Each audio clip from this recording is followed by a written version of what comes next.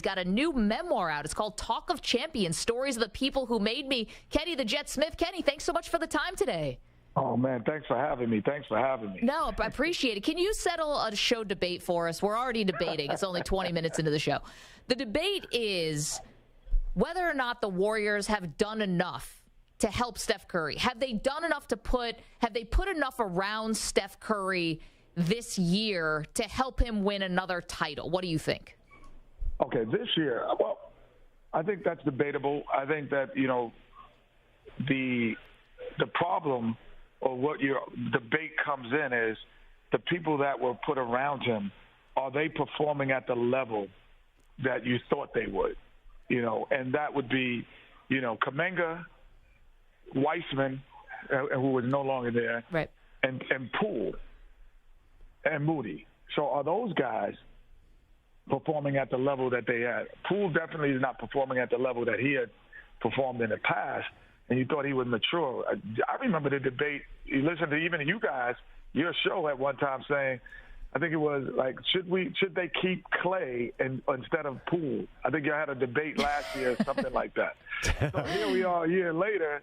We're not even thinking us that this too guy well. Poole, that this guy Poole is not even here. So, there's no even question that you can't get rid of Klay Thompson now. So I just think that there are people who haven't matured in their role more than not them putting the right people around, because the pieces were right. They haven't matured yet. And they still have a chance. They're 3-1. They could make an historic comeback. I've been blessed to be on a team, that 5% team. 95% don't do it. I was on the 5%, one of them teams that did it. That was down 3-1. So it's still an opportunity. So we're counting them out yet. Kenny, can Steve Kerr put Jordan Poole back in Game 5, or is it possible he sits out the rest of the series? No, you got to put him in because he still does have the ability to ignite, and there is no one else on that bench who's put in 40-point games, who's led the team in scoring even when Clay and Steph are at their best. He could still lead the team in scoring. There's no one else like that on that roster. So you have to play him. You have to see what he's going to give you, and hopefully he comes in with an earnest attitude to kind of get it done. Kenny the Jet Smith is joining us. He's got a new memoir out. It's called Talk of Champions, Stories of the People Who Made Me. And, considering the people you've been around, Kenny, your whole life, that's going to be a fantastic book. We'll get to it in just a moment. But turning over to the Lakers for a second, how would you describe this iteration of LeBron James? I would say that we've always seen that he has a great physicality and a great cerebral part of his game.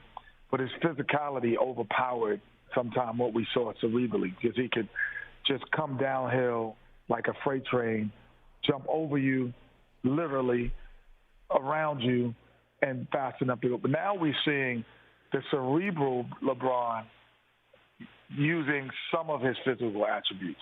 He is much more of a cerebral player than we've ever seen. That's, to me, the difference, is where I see him more from a coaching standpoint, where before I used to watch him as a physical specimen standpoint. All right, Kenny, I'm a Sixers fan, so I have to ask about James Harden. Who's the real James Harden? Game 1 and Game 4, or Game 2 and Game 3? It's impossible. Is this like the old Eminem song? Will the rain drill James Harden? Please stand up. Yeah. Please stand up. I think that it's a combination of both, because he isn't asked to do 40 points per night. That is not his role, and sometimes they are not at their best when they do it. To me, what should be asked of him every night, like you have the paint, so the so-called paint in the league, where your feet, his 2 feet should touch the paint 8 out of 10 times on every possession. That means he's getting to the basket and getting by people. When he gets by people, he becomes a better passer, a better shooter on the three-point line because he gets his floater. I just think that at times when he says, I'm just going to be a step-back 3 guy, I think that's when he's at his worst. But when he's coming downhill and he's creating havoc in the lane and then he adds a step back, he becomes unguardable. Kenny the Jet Smith is joining us. He's got a new book out, a memoir, Talk of Champions. Get to that in just a moment. Kenny, we know that you're obviously born and raised in New York, Archbishop Malloy High School. I know you're very proud of that. Yes. Knicks looked terrible last night. I want to play some sound for you and for our audience. Here was Julius Randle after the game last night. They lose to the Heat. They're down 3-1, talking about getting out hustled. Maybe they wanted more. I don't know. That's been who we are all year, and we got to find a way to, step up and make those plays if we want to keep this season alive. Maybe they want it more, meaning the Miami Heat. You hear that as a lifelong New Yorker. What do you think? Well, I'm a New Yorker, but at times I'm not delusional anymore. I used to be like the Knicks are going to win. And the same way with North Carolina, they're going to win. And then when I was a Rocket, my father was the Rockets. I'm not delusional anymore. And I don't know if they want it more.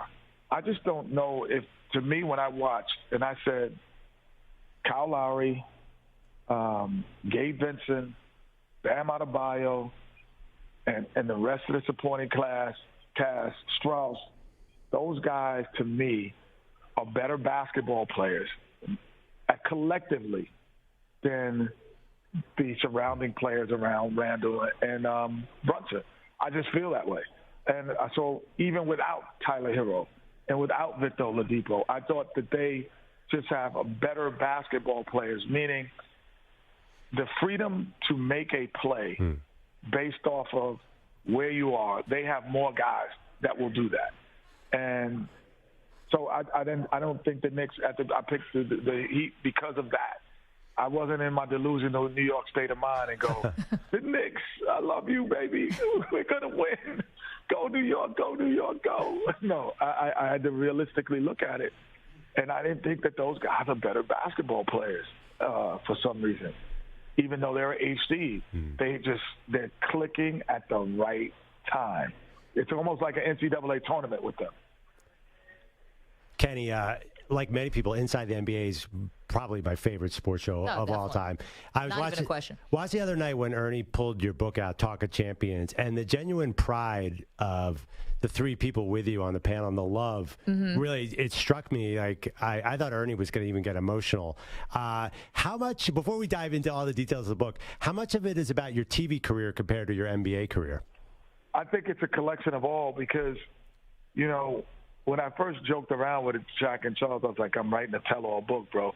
And they were like, whoa, what are you talking about? I was like, it is, but it's a tell-all book about all the great things I learned from you. And so I didn't realize, honestly, guys, like that being around like Bill Russell, Dean Smith, Shaq, Charles, Ernie, I thought that was normal in a way, and that everyone had people like that in their life. And then I realized, like, man, they don't. And it shaped me who I am. And, even from business, David Kohler is a good friend of mine from the Kohler family, the plumbing, worth billions. The guy was sleeping on my couch in college. Guy Osiri, who manages Madonna, Sting, he slept on my couch after college. Like, you're around I just thought that these great people existed for everyone. And I was like, man, I just need to let the world know. I want people to read it and go, man, I feel better about myself because now I understand when things work, why they work. Because Michael Jordan does that. That's what Shaq did. That's what he did in business. I learned more about business than Shaq. But everyone just sees me push him in a Christmas tree.